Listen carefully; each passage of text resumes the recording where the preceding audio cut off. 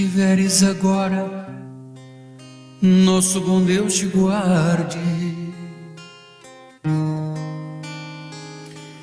Onde estiveres pensando, nosso bom Deus te use.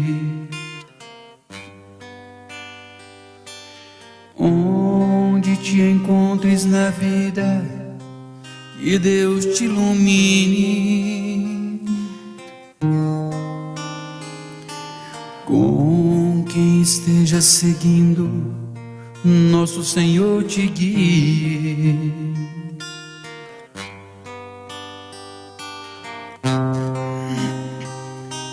No que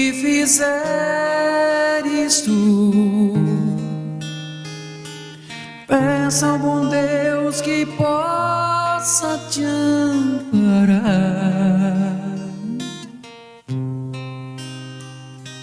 e em cada passo teu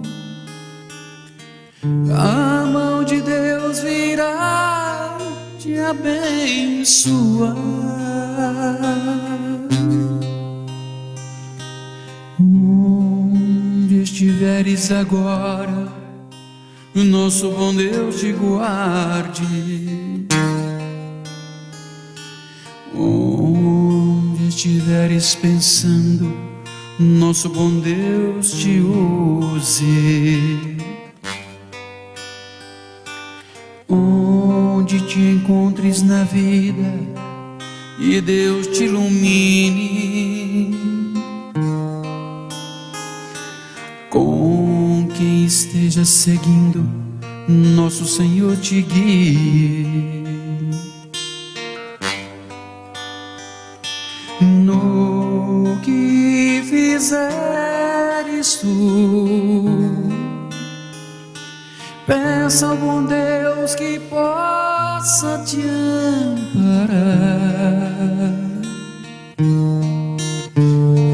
e em cada passo teu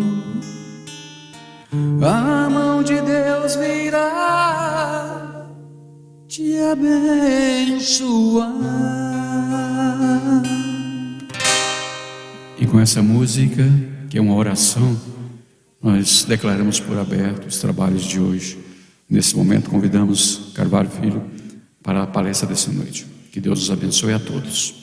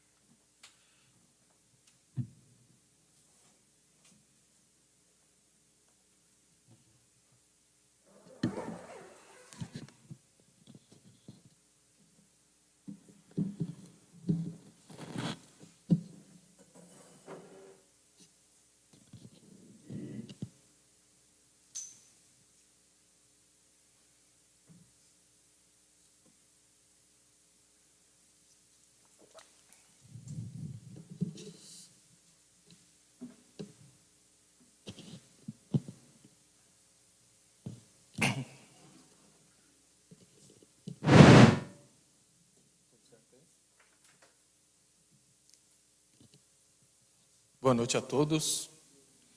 Que a paz do nosso Mestre Jesus seja sempre em nossos corações. Ultimamente, nós temos visto nas redes sociais muitas imagens ilustrando os perfis falando de luto. Na minha família mesmo, nos últimos 30 dias, desencarnaram 3 primos. 2 deles, primos em 1º grau. E provavelmente, nós ainda passaremos um certo tempo vendo e lidando com o luto, se não em nossas vidas, muito próximos a nós. E conhecer o luto e principalmente saber lidar com ele é algo que se faz extremamente necessário nesse momento único que nós estamos enfrentando na Terra, principalmente porque a grande maioria das pessoas que estão desencarnando por Covid, por conta dos cuidados sanitários, são enterrados quase que de imediato, impedindo assim a família de fazer aquela última despedida. E no estágio evolutivo que nós encontramos na Terra atualmente, lidar com a morte de um ente querido, com essa separação, ainda é muito dolorosa. E só sabe como é àquela pessoa que já passou por isso. Célia Diniz, que foi uma trabalhadora do grupo espírita Casa da Prece, em Uberaba, e conviveu por vários anos com Chico, inclusive em Pedro Leopoldo, onde ela residia, conta que após passar pela morte do seu bebê, uma criança de pouco mais de 3 anos de idade, e que chocou bastante a família, depois de um certo período, ela conversando com Chico e disse: poxa, Chico, eu conheço tanto o Evangelho, e mesmo assim está sendo tão difícil para mim lidar com a perda, com a morte do meu filho. E o Chico, naquela mineirês dele, com muita tranquilidade, disse: pois é, minha filha, se para você que conhece o Evangelho está sendo difícil, imagina para quem não conhece. No livro Religião dos Espíritos, Emmanuel anota: nenhum sofrimento na terra será talvez comparável ao daquele coração que se debruça sobre outro coração, regelado e querido, que o ataúde transporta para o grande silêncio. Ver a névoa da morte estampar-se inexorável na fisionomia dos que mais amamos e cerrar-lhes os olhos no adeus indescritível é como despedaçar a própria alma e prosseguir vivendo. A morte é um dos maiores mistérios que envolvem a humanidade. Está ouvindo aí no fundo, pessoal? Está ouvindo bem pelas caixas? Envolta em muitos tabus, em muitos mistérios, tem lançado ao longo da história milhares e milhares de pessoas a profundos pesares. Tanto é que ela é rotulada como fim da vida. Justamente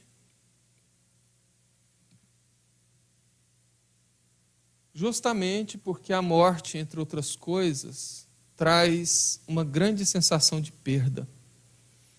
Por isso que comumente as pessoas falam: eu perdi o meu ente querido, eu perdi a minha esposa, meu marido, meus filhos. Sendo que, na verdade, o mais correto é sim falar que desencarnou, faleceu, morreu.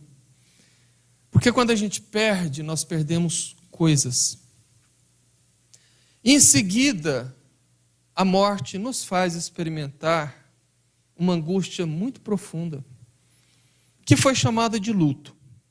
Porque o luto é isto: um estado de profunda angústia, e que não está apenas ligado à morte, como muita gente imagina.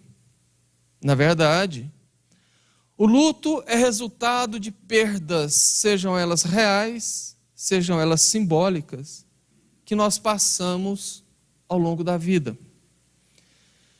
Deus, em sua infinita misericórdia, nos permite ao longo da vida, desde muito novo, experimentar sensações de luto, para que nós possamos aprender de maneira muito suave o desapego, para que quando nós enfrentarmos realmente o luto da morte, nós já estejamos fortalecidos.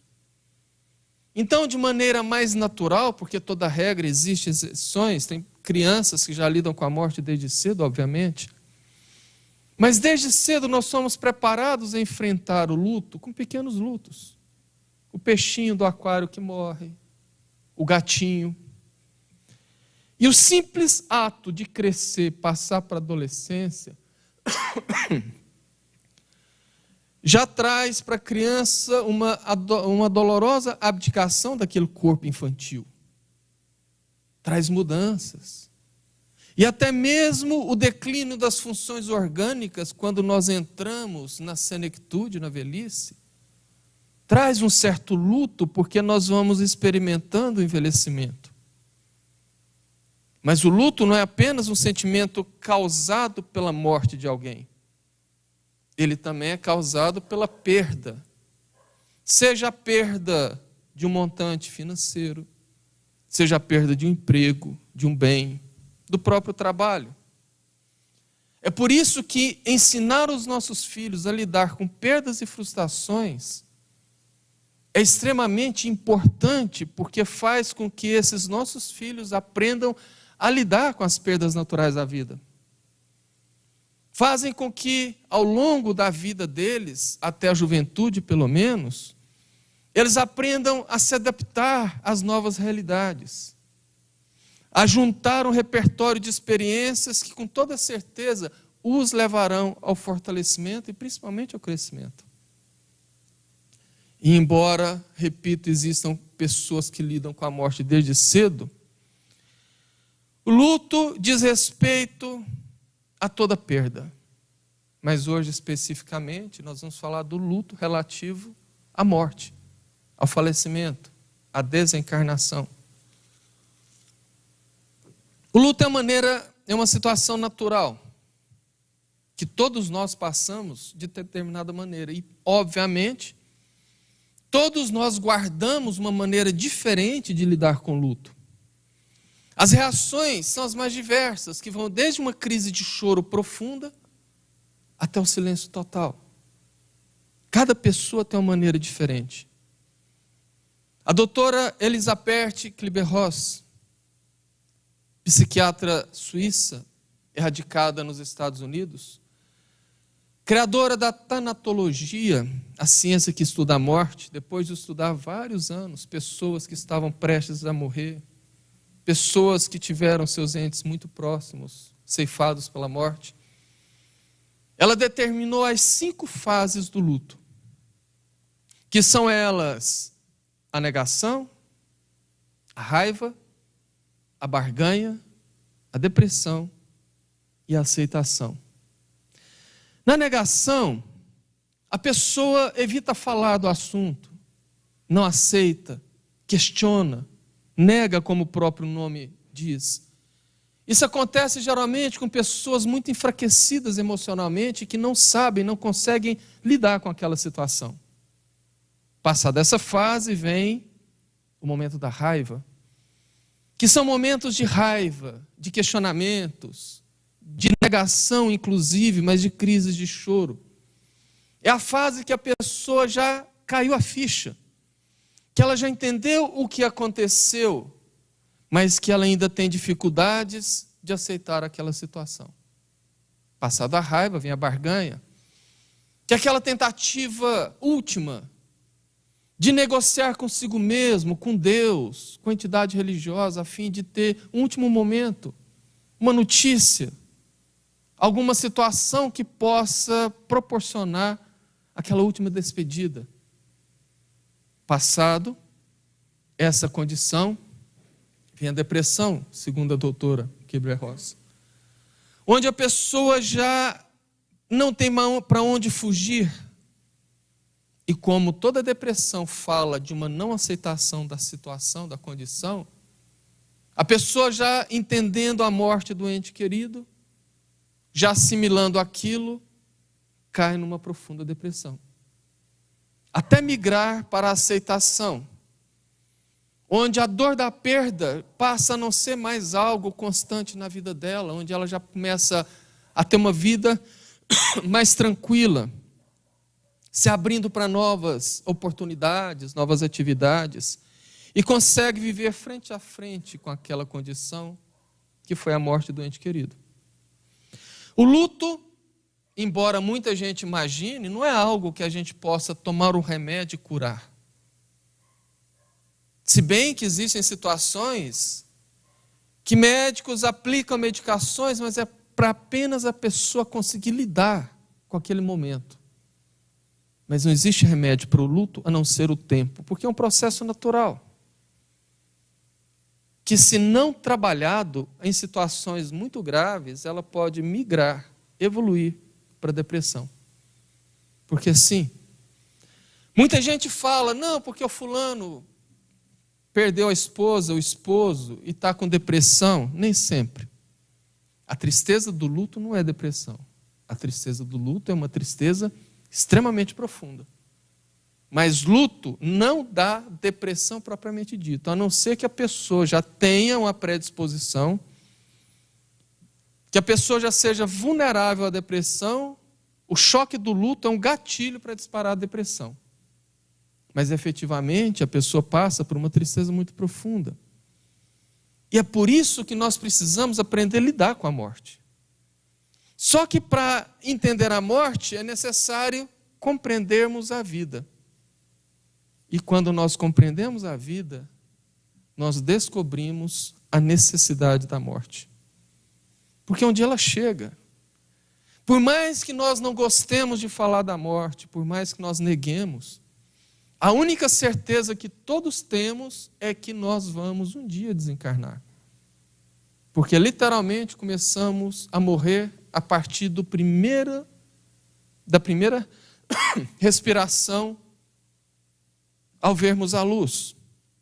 E quanto mais nós fugimos dessa realidade, mais ela tende a nos machucar quando nós nos vemos à volta com a morte. Principalmente quando ela bater às portas de nossa própria família. A morte de um filho é talvez uma das mais destroçantes para o coração de um pai ou de uma mãe. Porque de maneira natural, nós esperamos desencarnar primeiro um avô, uma avó. Porque é o processo natural, chegaram primeiro, vão primeiro. Ou um pai, um filho, ou um pai, uma mãe. Mas justamente por ser um processo antinatural, quando a morte chega e ceifa um filho, isso é mais chocante, porque ninguém está preparado. E nesse caso, o materialista, seja ele o materialista propriamente dito, ou o teólogo materialista, porque nós temos as religiões materialistas, que pregam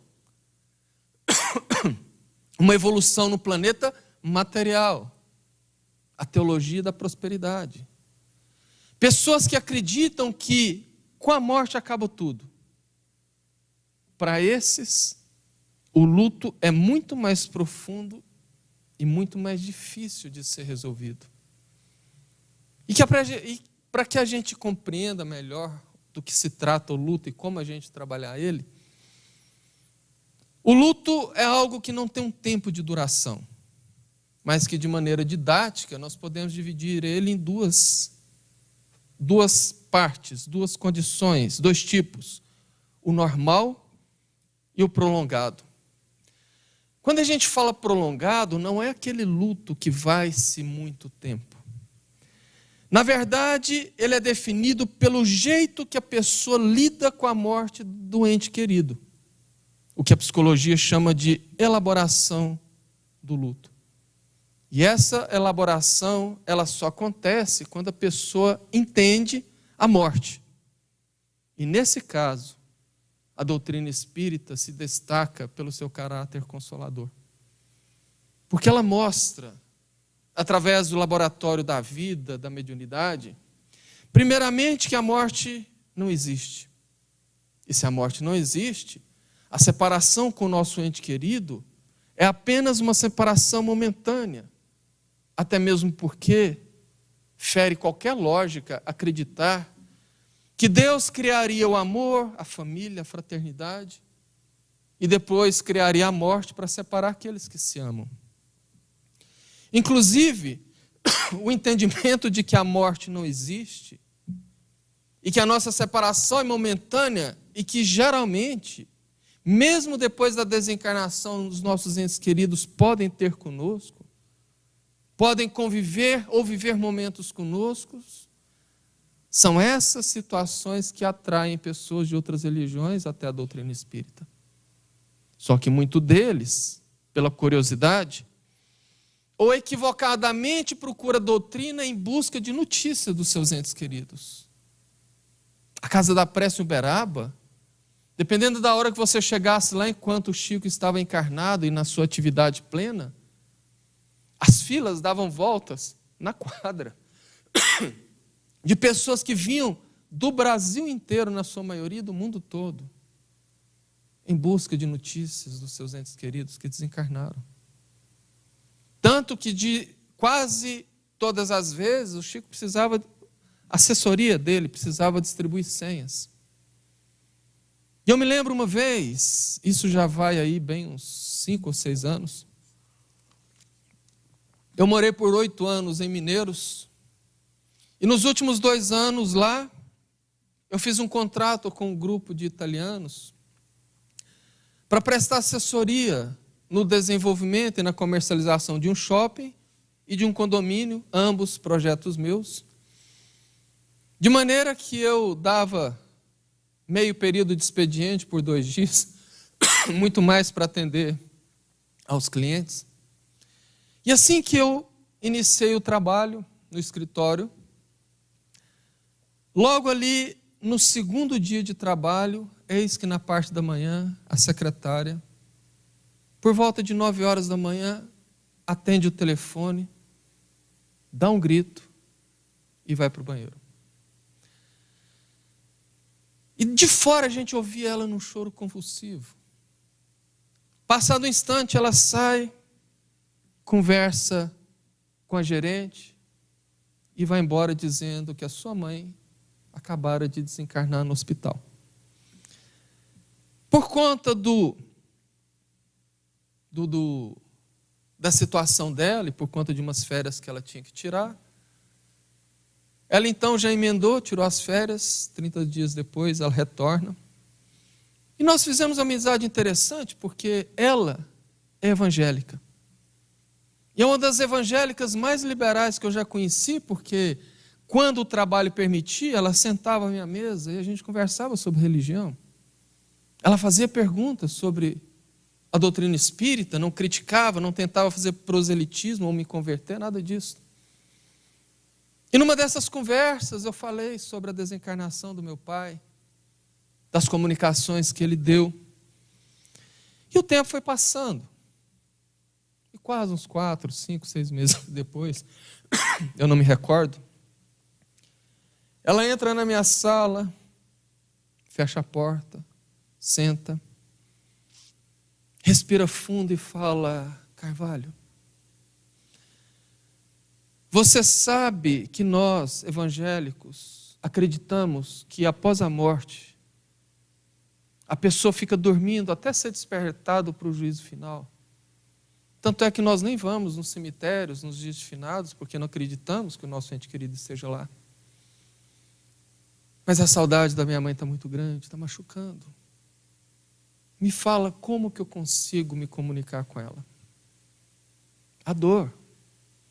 A dor colocando em xeque as crenças religiosas.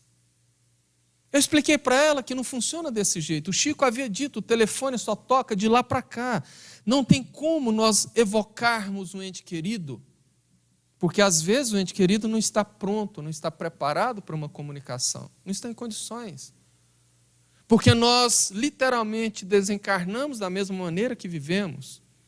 Se nós vivemos uma vida pautada nas coisas daqui, chegando de lá, obviamente teremos as confusões.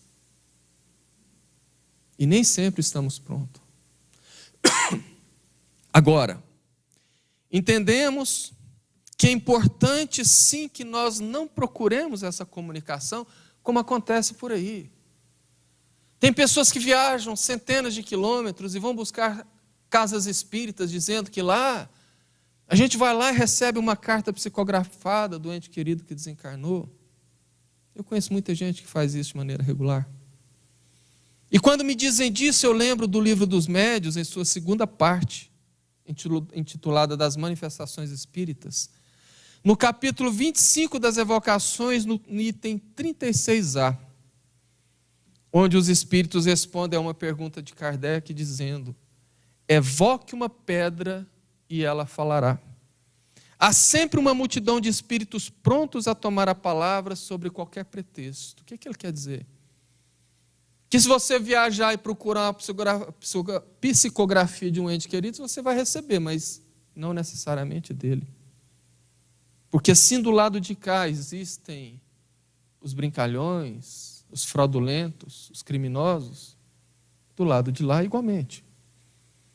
E médiuns invigilantes, casas espíritas que se prestam a trabalhos que são totalmente antidoutrinários, são vítimas deles com muita facilidade.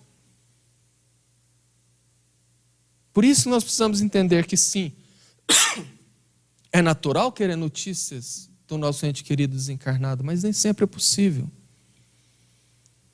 E um dos motivos principais que Deus permite essa impossibilidade é justamente para nos estimular a amparar uns aos outros. Porque isso também é caridade. Nós precisamos aprender a ajudar, a amparar, a dar apoio. Porque em determinados momentos nós também necessitaremos disso. Tem muita gente que não gosta nem de ir no velório. Mas ir no velório é um momento importante para quem teve o seu ente querido ceifado pela morte. Sentir a solidariedade é importante. No entanto, nós precisamos saber nos comportar no velório. Porque muita gente vai no velório para ver a cara do morto ou da morta, para reencontrar os amigos. Não raras vezes nós chegamos no velório e o pessoal está do lado de fora contando piada, conversando. Nunca me esqueço. Alguns anos atrás, com a desencarnação de um tio meu, eu fui no velório dele aqui, no memorial, e eu estacionei o carro um pouco acima, em frente ali o Clube dos Bancários, desci a pé, porque estava muito cheio. E no momento que eu fiz a curva, na parede lateral do memorial, para ir para aquela entrada principal, a impressão que eu tive, com toda sinceridade, era que estava tendo uma festa lá dentro. Do tanto que as pessoas estavam conversando alto. E quando eu cheguei naquele hall de entrada, eu tive certeza que era uma festa, porque estavam rindo, brincando, conversando, contando piada, e tinham 2 salas cheias de velórios portanto, 2 velórios acontecendo ali concomitantemente. E não é isso que o espírita deve fazer, porque nós sabemos que o espírito pode estar em confusão. Que o espírito pode estar sofrendo da mesma maneira que a família está sofrendo. Obrigado. E que essa condição de pensamento, de conversas, não só atinge o espírito do desencarnado, como a própria família, que precisa de paz. Por isso que nós devemos saber nos comportar no velório. No livro Voltei, onde Frederico Figner narra a sua história, em um determinado momento que ele estava participando do próprio velório, ao sair, ele vê logo ali próximo um carro onde de dentro do carro subia algo que parecia uma daquelas bolhas de sabão que a gente sopra. Ele estava sendo levado pelo Dr. Bezerra de Menezes, porque estava se sentindo muito mal, porque ali no velório, ele ouviu pessoas criticando ele, amigos muito próximos, falando mal dele. Ele viu pensamentos de pessoas que estavam ali conversando, e aquilo fizeram tão mal que o Dr. Bezerra tirou. Mas aquele carro saía aquela bolha que subia, flutuava e estourava. Quando estourava, irradiava luz para todo lado, e aquilo ele recebia aquilo como bálsamo para as suas dores. Curioso, o doutor disse, vamos lá. E quando ele chegou, tinham 3 ou 4 pessoas, não me lembro ao certo, porque tem muitos anos que eu li o livro, que estavam ali, que nem o conheciam propriamente dito, mas vendo a condição do velório, estavam em oração pelo morto. Então é muito importante que nós saibamos nos comportar no velório. Porque isto é falta de caridade. Isto que eu digo, fica lá conversando, contando piada, com assuntos que não tem nada a ver com o momento. Mas o fato é que o problema nem não é o velório.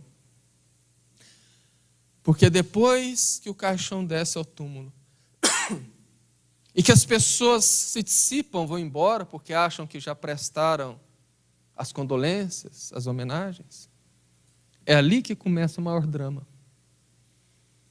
Porque quando o enlutado retorna para casa e chega lá, se depara com aquele vazio na cama, no quarto, na sala de jantar, na mesa do café da manhã, é ali que a dor aumenta. Por isso que Deus nos dotou de uma válvula de escape e que funciona muito bem, que se chama choro. Chorar faz muito bem porque alivia.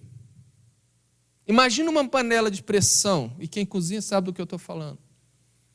Se você apertasse ali a válvula e não deixasse sair o vapor interno, o que ela aconteceria? Explodiria.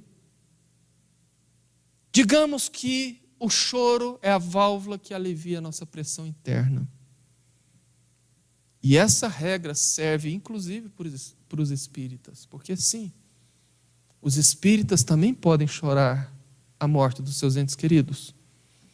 Eu vi uma mãe dizer que sentia culpa por ser espírita e estar chorando a morte do filho, do bebê. E eu disse a ela, você não tem que sentir culpada, você tem que sim chorar, porque está te machucando, está doendo. E isso vai te aliviar. Agora, esse choro deve ser natural, comedido. De preferência, um choro de gratidão, de saudade. O Chico, no programa Pinga Fogo, disse que lágrimas de agradecimento e reconhecimento, carinho e gratidão fazem muito bem à alma do que partiu. Mas lágrimas de revolta e dor fazem mal, não só ao espírito, como a quem está chorando. Então não é escancarar, esguelar, viver naquele desespero, porque essa condição faz mal, inclusive, para o seu ente querido. Imagina você no lado dele, na condição dele, inclusive. Aliás, você desencarnou, você está se vendo extremamente vívido, e começa a ver a sua esposa, o seu marido, os seus filhos, seu amigo, sua amiga, desesperado, gritando, volta, volta, o que vai ser da minha vida? Não faz isso comigo não, e você não pode fazer nada, porque você já está lá. É no mínimo uma condição dessa que faz o choro excessivo. No entanto, o choro não é a única válvula de escape, porque nada substitui o apoio presencial dos amigos e principalmente da família. Nós precisamos estar presentes, principalmente nas primeiras horas e nos primeiros dias depois da desencarnação do ente querido. Só que como as pessoas não sabem o que dizer nesse momento, como as pessoas, lembra que eu falei que nós precisamos entender a morte para lidar com ela? A maioria das pessoas, por fugirem do assunto, não sabem o que fazer nesse momento, o que falar. E aí acontece que uns evitam falar sobre o desencarnado, porque acha que não falando sobre a pessoa que desencarnou vai evitar o sofrimento do enlutado.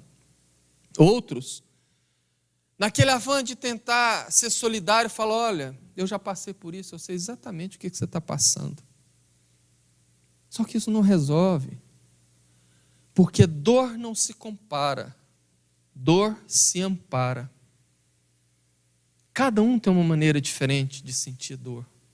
E não é porque você já passou pela desencarnação de um ente querido que você pode afirmar que sabe o que o outro está sentindo, porque cada um guarda um jeito diferente. E outras pessoas ainda, lamentavelmente, cunham frases como, calma, você tem que dar a volta por cima. Ou ainda bem que você tem outros filhos. Ou pior ainda, você ainda é jovem, pode refazer sua vida. Frases como essas, extremamente comuns, são frases que podem soar de maneira muito cruel e até como uma agressão para o enlutado. Porque para ele você está desmerecendo o seu ente querido. Poxa, assim, como assim? Eu posso ter 5 filhos, aquele que desencarnou, os outros 4 não vão substituí-lo. Se meu marido ou minha esposa desencarnaram, não é porque eu sou jovem que eu quero refazer minha vida, eu nunca vou conseguir substituí-lo. Por isso que mesmo que seja louvável a tentativa de puxar a pessoa para cima, de fazer com que o lutado se reerga e siga a vida, essa não é a melhor maneira. Porque, na verdade, o que o lutado precisa nesse momento, lembra da válvula da panela de pressão? O que o lutado mais precisa nesse momento é falar. É pôr para fora. É falar que vai o ajudar a elaborar o luto. O enlutado sempre quer falar, o problema é a dificuldade de ser ouvidos. Porque geralmente o enlutado quer sempre ficar falando do ente querido que desencarnou, de preferência dos últimos momentos, das últimas horas. E ele sempre vai contar e repetir aquela palavra, e aí que começa a complicar, porque o familiar ou o amigo fala, não vou lá não. Porque eu vou chegar lá e ele vai repetir aquela história pela enésima vez. E esse é um dos principais motivos de afastamento dos amigos na hora que mais tinham que amparar. Porque desconhecem que na realidade precisa ir lá e ouvir. Pela 50ª vez, se for preciso, mas é exatamente esse contar repetidas vezes que leva o enlutado à compreensão. Isso é um recurso extremamente forte. Tanto é assim que os cristãos primitivos tinham o costume de confessar-se uns aos outros, de falar das suas angústias, das suas dores, dos seus problemas. Foi daí que a Igreja Católica puxou o dogma da confissão, só que muito diferente. Porque os cristãos primitivos se confessavam no sentido de se sentir bem, não de pagar os pecados pagando penitência. E até hoje, na religião judaica, que é uma das bases do cristianismo, existe pessoas que são colocadas junto ao enlutado para que ela nunca fique sozinha. Pessoas que se disponibilizam a estar junto com o enlutado apenas para ficar lá em silêncio ouvindo, porque isso vai ajudar na elaboração do luto. Agora, o luto, ele não se restringe à sua elaboração apenas à fala. Existem outras reações do luto que nós precisamos compreender, porque isso afeta inclusive a nossa vida, quando nós temos alguém muito próximo enlutado. Porque uns ficam tristes, mas outros ficam extremamente amargos, rancorosos, nervosos, raivosos, ao ponto de querer briga. A pessoa pensa assim, o mundo está tão feliz, então é normal eu ficar com raiva desse mundo feliz, porque ele continua feliz e está ignorando a minha dor. Então aquilo desperta uma raiva na pessoa. Eu conheci uma mulher que perdeu seu filho antes de nascer, teve um aborto espontâneo. E ela me confessou que ela não suportava ver uma mulher grávida porque ela sentia raiva. Porque ela imaginava assim, como assim? Eu não pude ter o meu filho, por que que o mundo pode ter? Isso não é inveja. Isso não é esquisitice da pessoa. É simplesmente um luto, uma reação muito natural. Mas e se for eu a pessoa a enfrentar o luto? O que é que eu tenho que fazer? Como que eu posso proceder? O luto, em verdade, ainda é um mundo muito desconhecido em sua profundidade. As ciências psicológicas conhecem o luto ainda de maneira muito superficial. Tanto é verdade que vários consultórios são lotados de pessoas enlutadas, fazem terapias por semanas, por meses e não conseguem elaborar. E quando a dor aperta, eis que a doutrina espírita apresenta fórmulas extremamente eficazes. Muito simples, mas que requer o nosso esforço e que funciona. E aqui eu falo por mim mesmo. Quando a dor apertar, quando bater aquela saudade, aquela recordação, recorramos à prece. Façamos uma oração por aquele nosso ente querido que desencarnou. A oração é um bálsamo, literalmente um bálsamo que atinge qualquer ser desencarnado, em qualquer condição que ele estiver.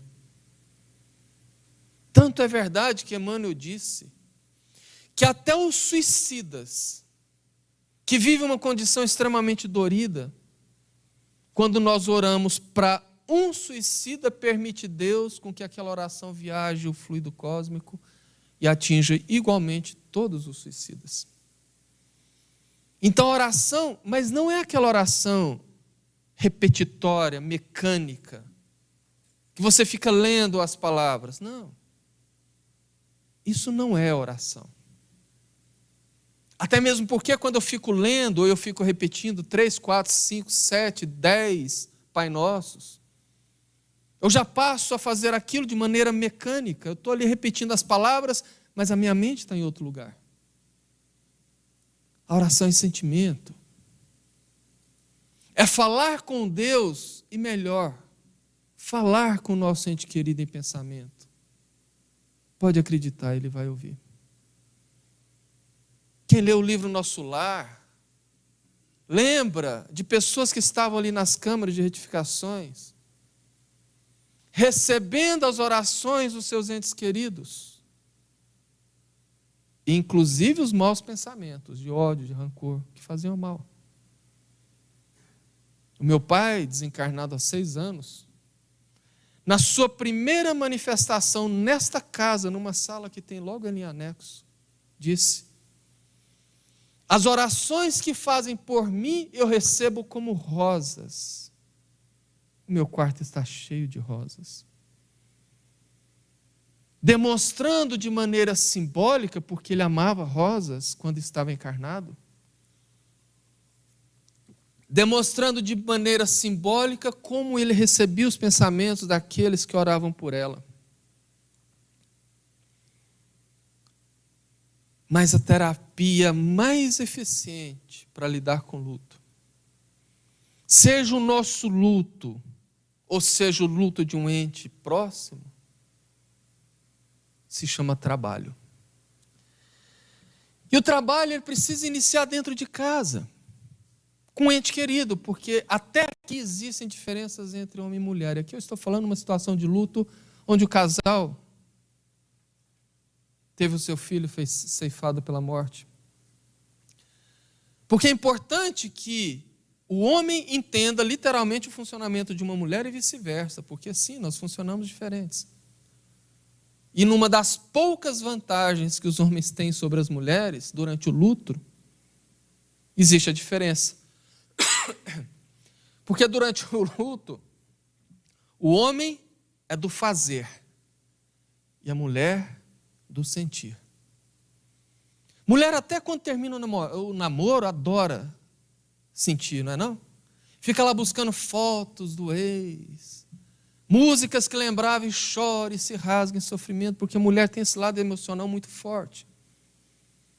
Agora o homem manifesta na atividade, o que é bastante salutar, porque um dos melhores medicamentos que existe para a depressão é a atividade física, porque estimula o nosso cérebro a produzir endorfinas, que são os melhores remédios para a depressão.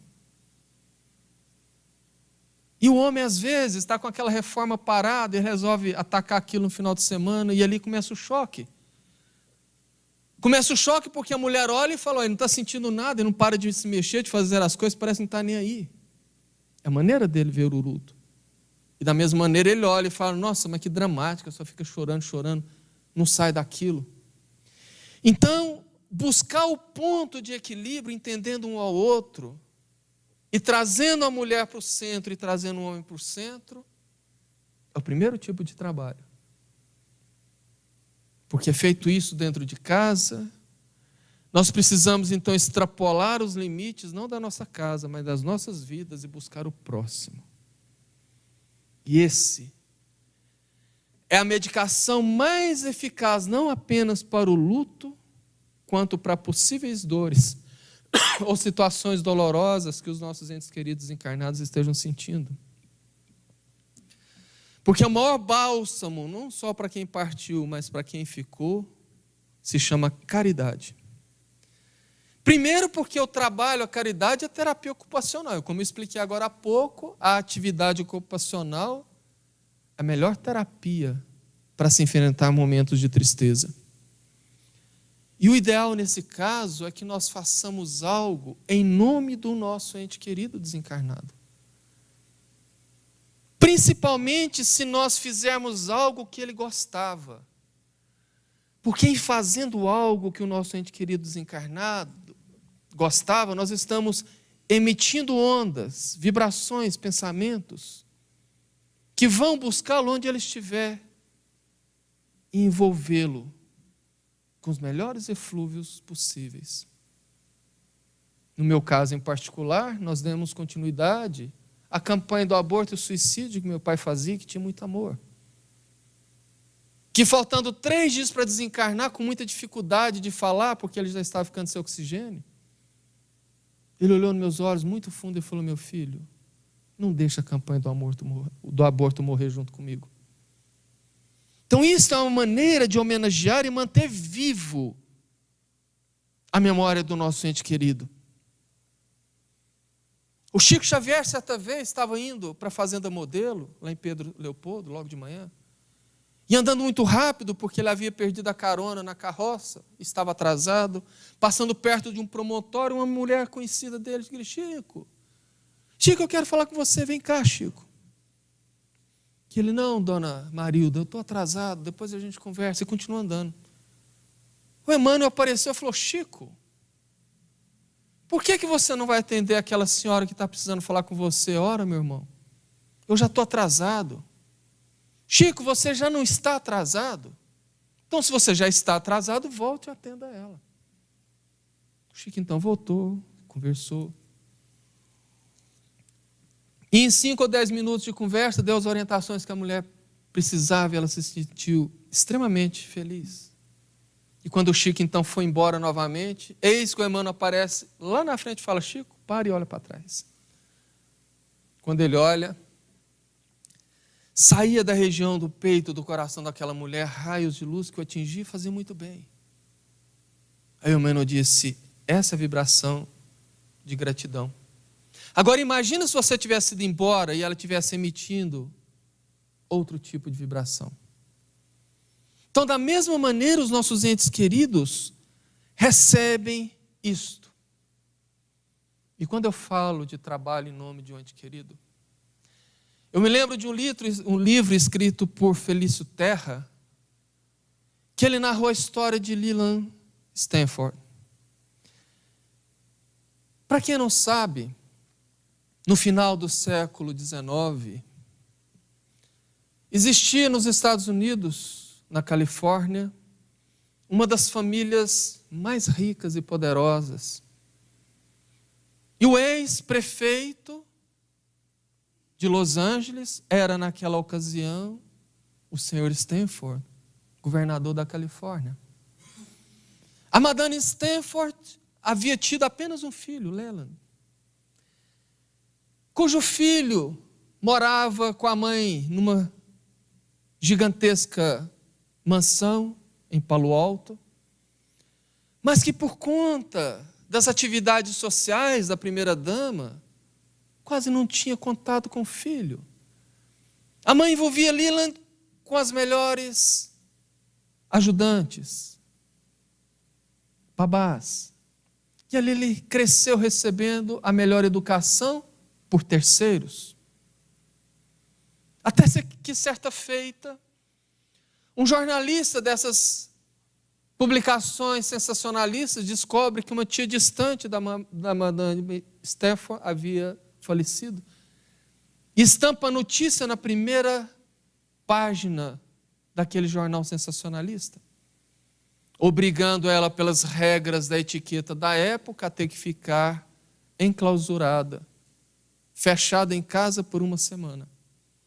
E foi ali a oportunidade que ela teve de ter momentos com o próprio filho. E certa feita ela vai até a ala norte da mansão e chega lá. Leland está sentado no instrumento musical, tocando uma música extremamente triste. Ela senta do lado, um pouco atrás, Espera ele terminar a música e fala: nossa, Leland, que música linda, do que fala?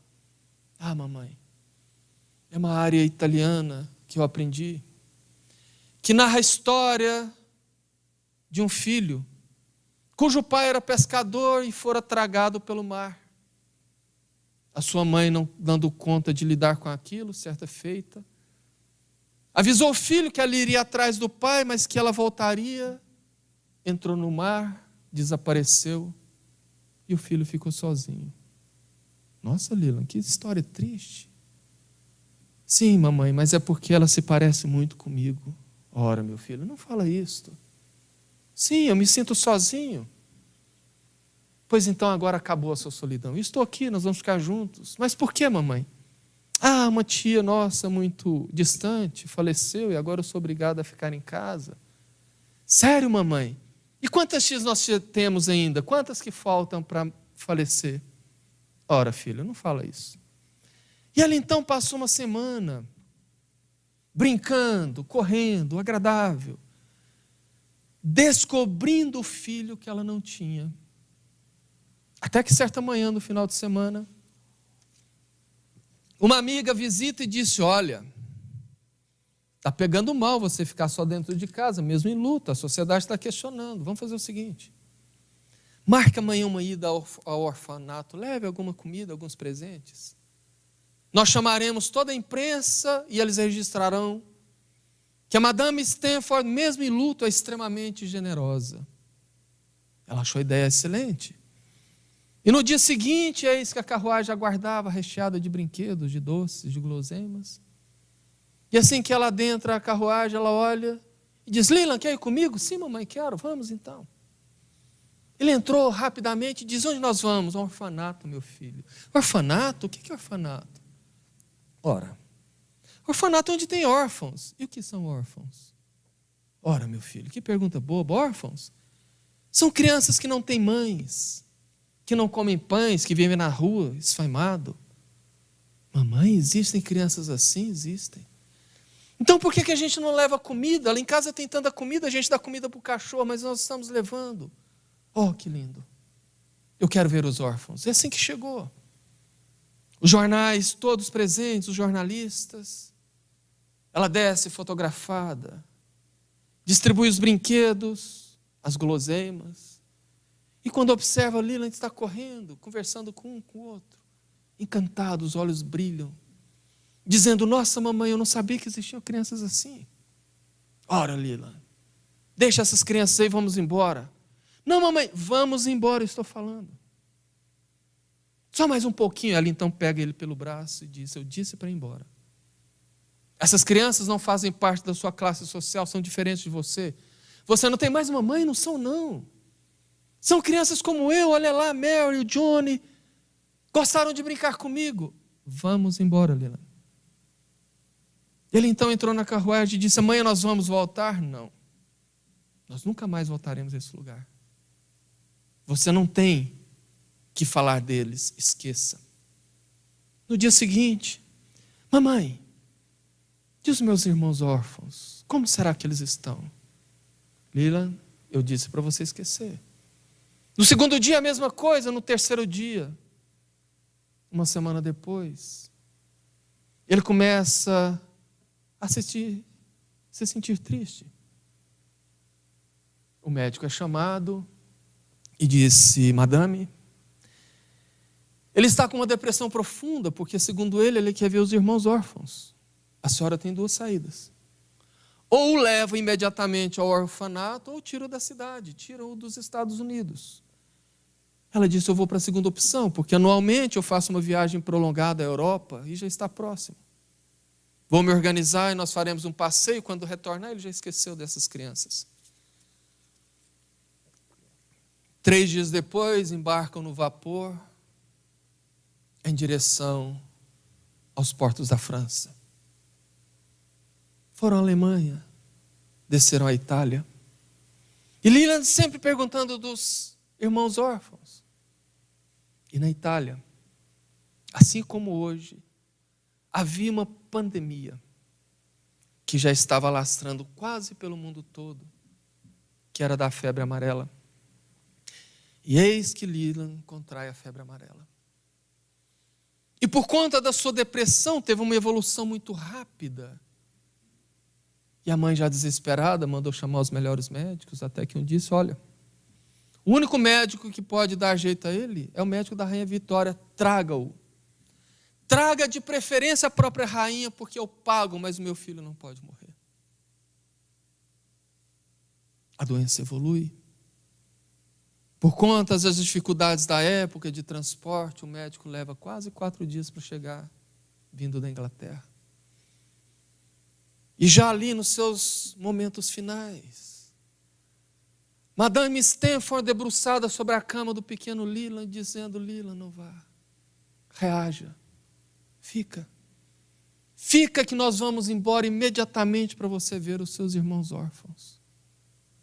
Ah, mamãe, me promete? Promete o quê, Leland? Promete que quando eu me for, a senhora vai cuidar dos meus irmãos órfãos? Não fala bobagem, Leland, você não se vá. Mamãe, quando eu me for, a senhora não terá mais nenhum filho, não é verdade? Cale-se, Leland. Então, quando eu me for, cuide dos meus irmãos.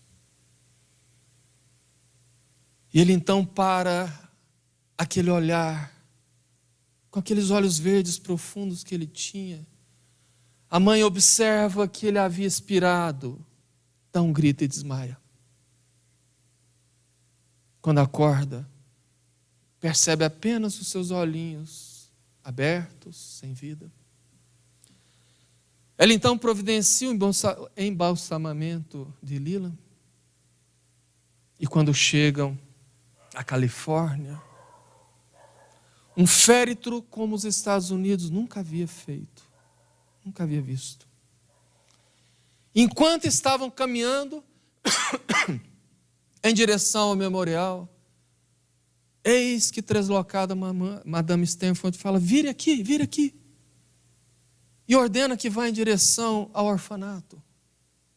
E quando chegou em frente ao orfanato, ela abriu a porta, o caixão acima, na carroça da carruagem, e disse: aqui, Leland, aqui os seus irmãos, despeda deles. Ele então é enterrado. Um ano depois, Madame Stanford doa $20 mil ao orfanato. No outro ano, ela constrói 2 orfanatos. No terceiro ano, o doutor Stanford morre de tristeza. Ela então vende todos os bens, tudo que tinha. E entendendo que os órfãos não precisavam apenas de comida, mas também de educação, funda nos Estados Unidos, em nome do filho Leland, a Stanford University. Hoje, uma das 8 maiores universidades do mundo. E eu me lembro bem que certa feita eu estava falando sobre morte e me veio à mente de contar a história de Leland. E ao final, chega a notícia de que assim que estava contando aquela história, manifesta o Espírito, dizendo: eu ouvi falar no meu nome. E a vibração estava tão boa da casa, que eu vim até aqui. Fala para ele, para mim, que hoje eu trabalho no plano espiritual amparando espíritos de crianças órfãs. Espíritos de crianças que retornaram muito cedo e que chegam perdidas sem suas mães e seus pais, graças ao apoio moral que mamãe tem dado a todos eles. E é dessa maneira que nós vamos auxiliando e sendo auxiliados. Porque hoje não se fala mais em fim do luto, mas em processo de elaboração, de resolução. E ele se dá quando o enlutado começa a entender que a vida prossegue, e quando ele menos percebe, começa a fazer planos sem o ente querido que desencarnou. Como no caso, por exemplo, de uma viuvez, que não significa a viúva arrumar um novo namorado ou a viúva arrumar uma nova namorada, não se trata disso. Mas quando ela entende que a pessoa já não está mais lá e que ela precisa seguir a vida, seguir em frente e se permitir ser feliz de qualquer maneira. De qualquer maneira, no sentido de não ter mais a presença do ente querido. É aí que nós podemos superar o luto. É aí que nós superamos o luto. E para encerrar, eu me lembro de uma biografia da jornalista Ruth Stauf, americana, que queria deixar para o mundo uma mensagem de otimismo, de alegria, mas que não sabia como fazer. Ela decidiu então escrever a sua autobiografia para dentro da história de sua vida contar de maneira mais afinca apenas uma história. Ela narra no livro que aos 4 anos ela morava com os irmãos numa casa com um grande jardim, nos arredores da cidade. E certa feita ela estava na janela, olhando para fora, e de repente ela começa a chorar. O seu avô, que estava muito próximo, observando o choro, e disse: Ruth, o que houve? Ora, vovô, eu estou observando meus irmãos lá fora, remexendo a terra. Estão enterrando a nossa cachorrinha, que eu particularmente não gostava dela, porque ela ficava arranhando a minha calça, mordendo no meu pé. Mas os meus irmãos estão sofrendo e por isso eu estou sofrendo. O avô dela olhou e disse: vem aqui, Ruth. Atravessaram a sala de jantar e foram até o outro lado, em outra janela, e disse: olha, a roseira que nós plantamos há 3 semanas, vamos lá, pular a janela. O avô aproximou da roseira e disse: olha que belo, o botão já está começando a desabrochar. Ela então conta que abraçou aqueles ramos verdes, sentiu o perfume e disse: que gostoso, né, vô? Você está satisfeita, Ruth? Sim, eu estou muito feliz. Então agora voltemos. Pularam a janela de volta, foram até o meio da sala e ele disse: Ruth,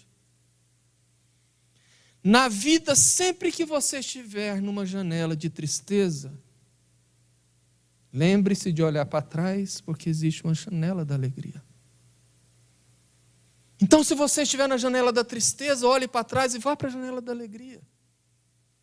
Mas também se lembre, Ruth, que quando você estiver na janela da alegria, olhe para trás, porque existem pessoas na janela da tristeza precisando do seu amparo. E é nesse equilíbrio, porque a vida tem várias janelas, narra ela. Temos a janela do sucesso, como temos da revolta, da vitória, como da desdita. E é nesse entre e vai das janelas que nós vamos levando a nossa vida. Porque a reencarnação é um estágio necessário para a nossa evolução e a morte faz parte dela. Mas nós precisamos entender que Deus é amor, como disse João Evangelista, e nos permite exercitar o luto para que nós possamos, em primeiro lugar, desapegar. Entender que nós não podemos e não devemos querer prender o ente querido. Que as dores da vida são fases que vêm e que vão e que nós enfrentaremos e tão logo o reencontraremos. Como eu disse no começo, desencarnaram 3 primos, o último deles há menos de 10 dias. E já tivemos notícias do primeiro deles, que estava sendo despertado porque desencarnou com uma doença muito cruel, piorada pela Covid, e que ficou hospitalizado por quase 10 dias. E o segundo, que foi recebido com muito júbilo, porque voltou depois de quitar grandes dívidas do passado através de uma reencarnação com duras expiações. Voltou com o perispírito limpo, brilhante. E essa é a beleza do consolo da doutrina espírita, mostrando que a morte não existe, que nós precisamos aprender a lidar com essa dor porque ela faz parte da vida. que quanto mais a rejeitamos, mais ela machuca.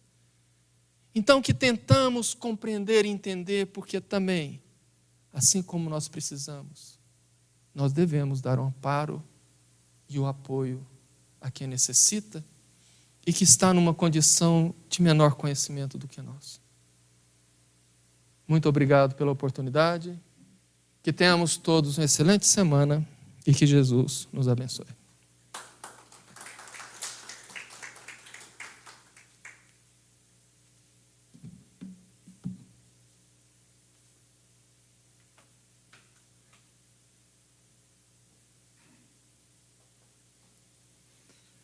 Obrigado, Carvalho, pelas reflexões.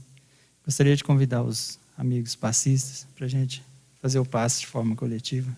Renata, seus adenos.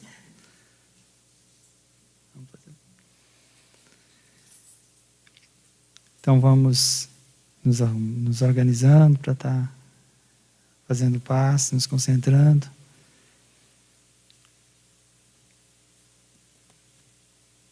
Pedindo também para todos os irmãos que se encontram em seus lares, nos acompanhando através do canal Sintonia no Bem, que Jesus possa se fazer presente nesse instante, no amparo de cada irmão, dando a eles a fé, a esperança necessária para passar por esses momentos difíceis, mas que sejam de experiências positivas no progresso, na evolução de cada um. Muita paz, muito equilíbrio a todos os irmãos que passam pelas dificuldades oriundas da pandemia, sejam elas de saúde física, espiritual, financeira.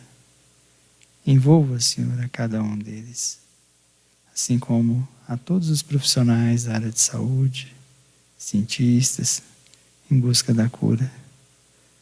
Muita luz, muita paz para todos os irmãos, que Jesus possa fortalecer, possa amparar a vida de cada um deles.